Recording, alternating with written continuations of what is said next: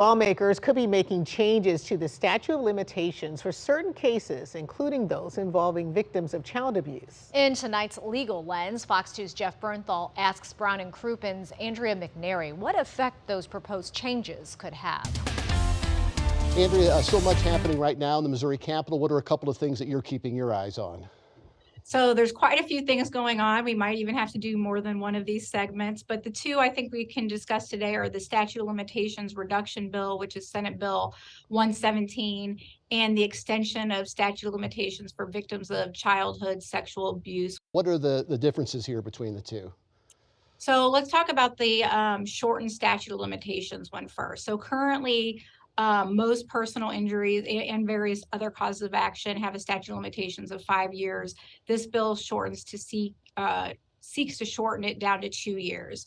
Proponents of it says it eliminates frivolous lawsuits. Opponents of the bill say it actually increases courtroom congestion because there's no time for any pre-suit investigation or pre-suit resolution before basically someone would be forced to file a lawsuit.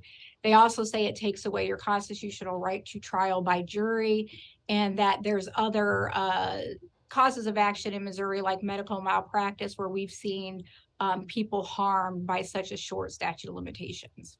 And then the other bill?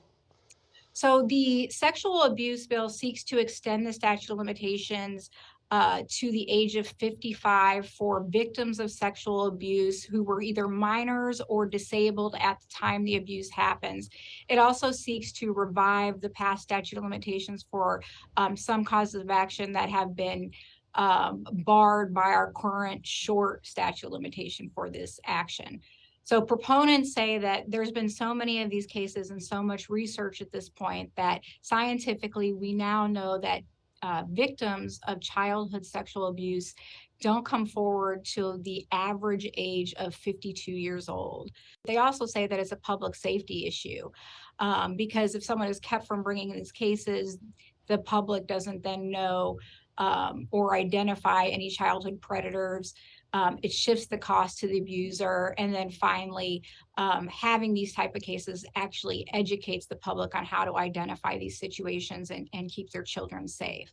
People against the lawsuit say that this would cause an increase in the number of lawsuits and that it would cause a congestion in the court system. Jeff Bernthal, Fox 2 News.